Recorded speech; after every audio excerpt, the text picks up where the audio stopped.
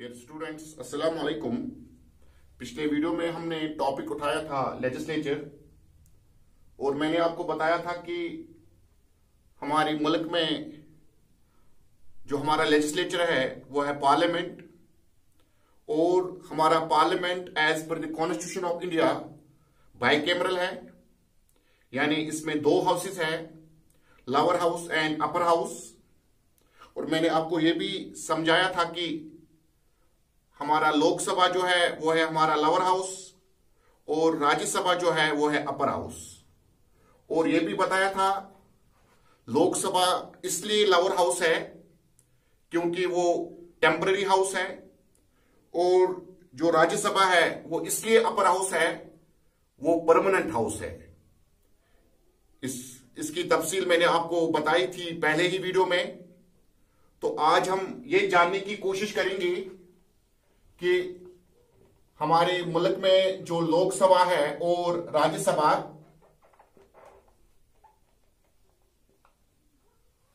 इसकी कंपोजिशन हम बताने की कोशिश करेंगे।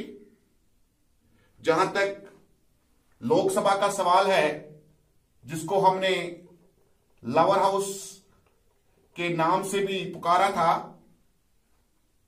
तो हमारे मुल्क में जो हमारा लोकसभा है उसमें हमारे कॉन्स्टिट्यूशन ने मेंबर्स की तादाद जो रखी है वो है 545,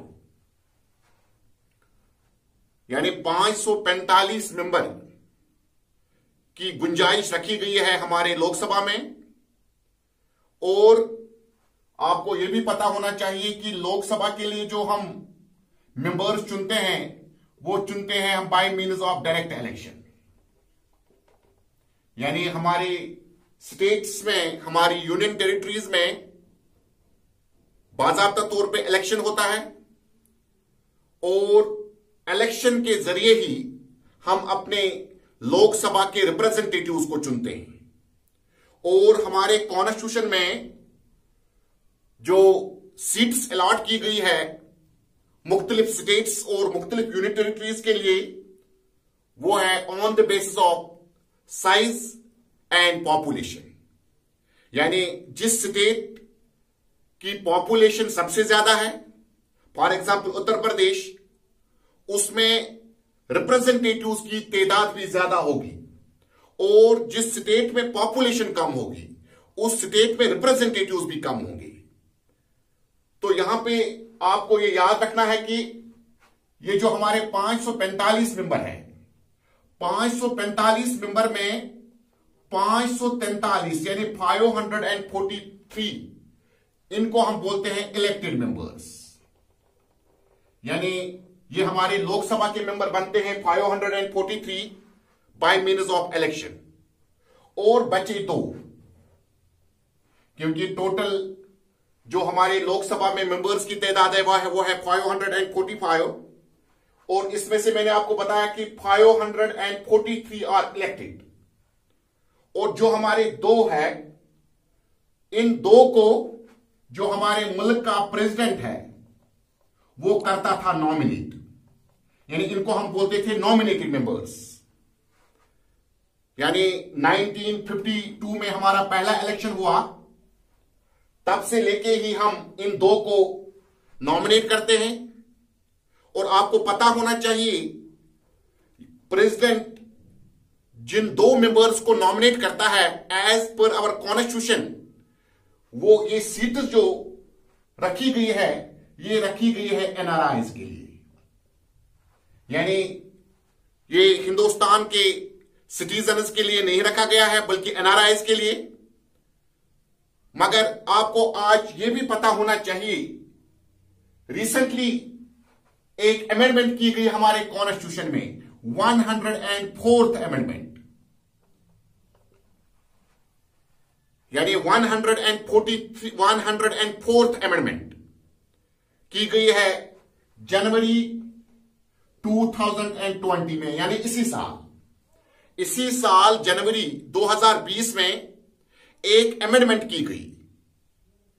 आपको पता होगा कि उस अमेंडमेंट के तहत जो हमारे एससीज है, एसटीज है, उनके लिए जो अलग से रिजर्वेशन ऑफ सीट्स रखी गई है हिंदुस्तान में, उसको 10 साल के लिए और बढ़ाया गया।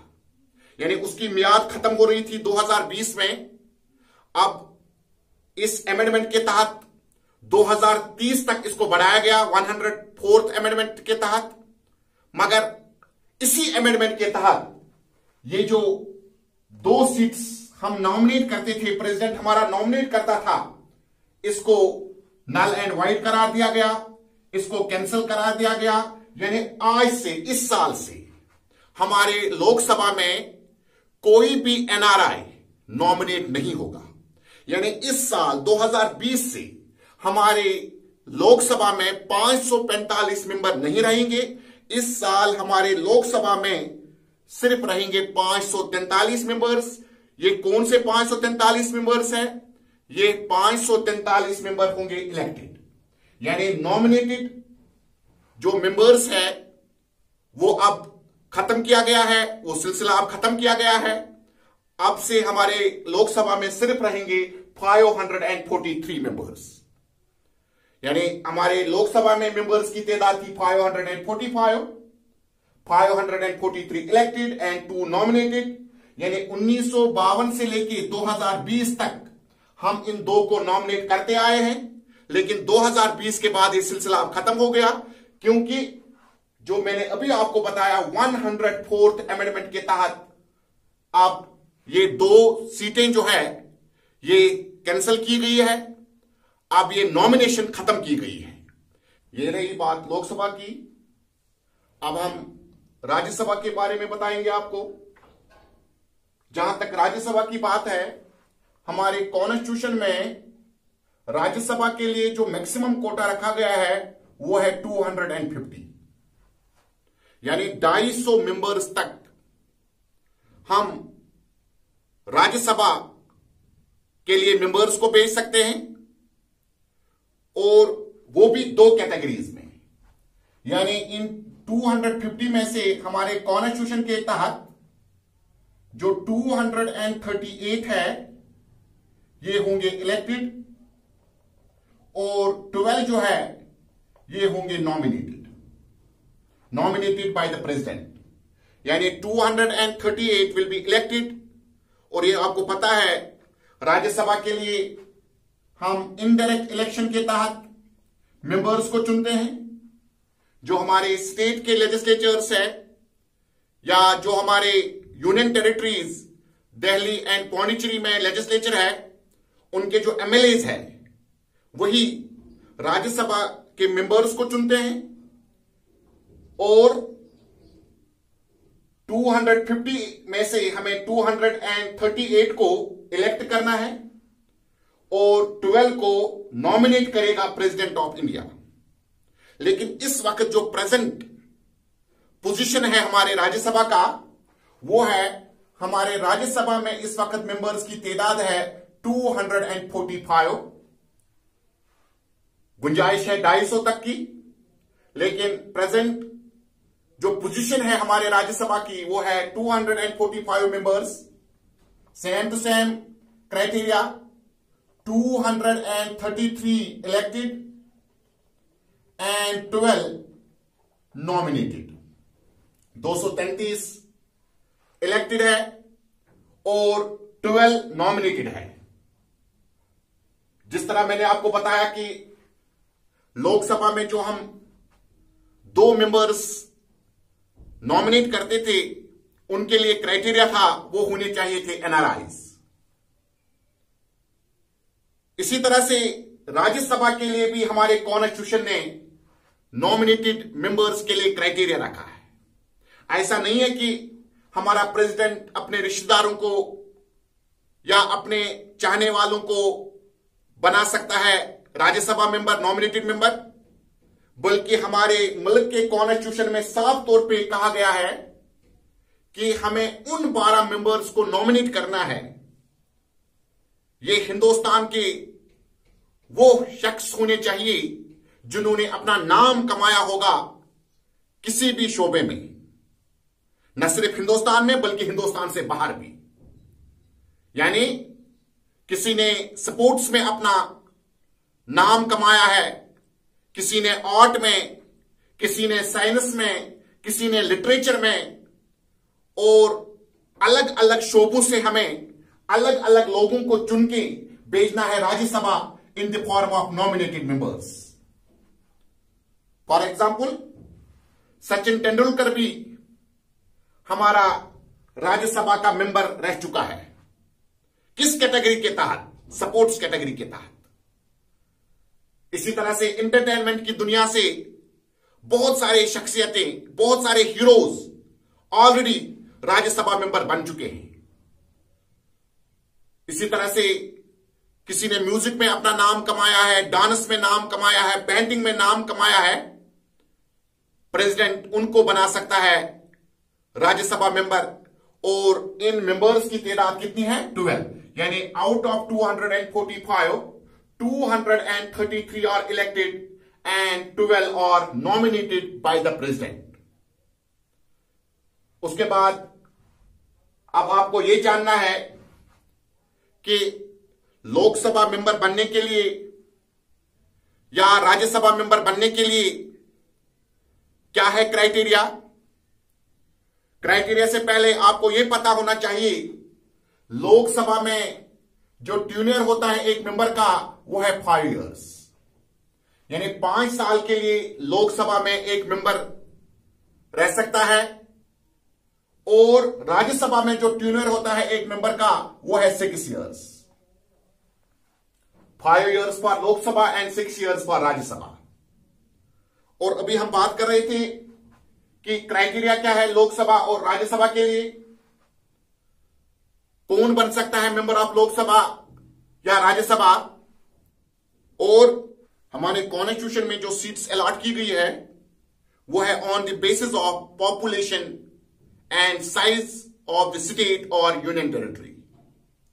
यानी higher the population of the state, higher will be the number of seats of that state. Lower the population of the state and lower will be the members of the state. Same with Lok Sabha as well as Rajya Sabha.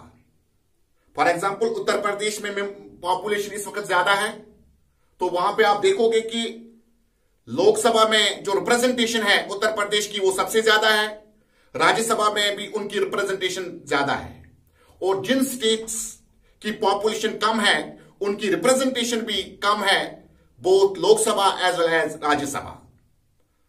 Criteria क्या है? Criteria is same Lok Sabha and Rajya Sabha के लिए, सिर्फ मामूली सी difference है criteria में। अगर हम दोनों हाउसेस के लिए क्राइटेरिया देखेंगे, पहला क्राइटेरिया है कि जो भी बनना चाहता है मेंबर ऑफ लोकसभा और राज्यसभा, वो होना चाहिए सिटीजन ऑफ इंडिया। उसके बाद वो होना चाहिए मेंटली साउंड या मेंटली फिट। उसके बाद ये भी आपको याद रखना है कि वही बन सकता है लोकसभा या राज्यसभा मेंबर उस वक्त उसके पास कोई और प्रॉफिटेबल इदारा अंडर ना हो या वो किसी प्रॉफिटेबल इदारे में काम न करता हो। सिर्फ कुछ चीजों के लिए छूट दी गई है कि अगर मुल्क का वाइस प्रेसिडेंट नॉमिनेशन के लिए फॉर्म भरेगा तो उसको रिजाइन नहीं करना है वाइस प्रेसिडेंट से। हां, अगर वो प्रेसिडेंट बनेगा तब वो कर सकता है resign from the post of vice president. मगर अगर मैं बनना चाहता हूं मेंबर ऑफ लोकसभा राज्यसभा, चूंकि मैं एक टीचर हूं, वो भी गवर्नमेंट टीचर, तो लिहाजा मुझे पहले रिजाइन करना है from the job of government teacher, तब जाके मैं नॉमिनेशन भर सकता हूं for the member of Lok Sabha और for the member of Rajya Sabha. एक चीज अलग है लोकसभा और राज्यसभा के लिए, वो है एज। लोकसभा के लिए जो एज मुकर्रर की गई है वो है 25 इयर्स। यानी एक शख्स होना चाहिए 25 साल का, तब वो भर सकता है फॉर्म लोकसभा के लिए। एंड राज्यसभा के लिए एज रखी गई है 30 इयर्स। यानी राज्यसभा के लिए जो एज रखी गई है वो है 30 इयर्स, 30 साल होना चाहिए वो शख्स जो बनना चाहता हो राज्यसभा का मेंबर। और जहां तक एकेडमिक क्वालिफिकेशन की बात है, आवर कॉन्स्टिट्यूशन इज साइलेंट।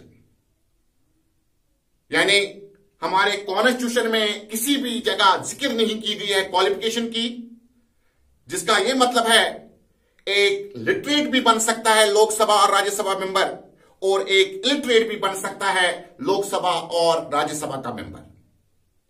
यह था composition of Lok Sabha and Rajya Sabha. अब हमें जानना है powers of Lok Sabha and powers of Rajya Sabha. इंशाल्लाह मैं पावर्स को बयान करूंगा अगले वीडियो में। तब तक के लिए अस्सलाम वालेकुम।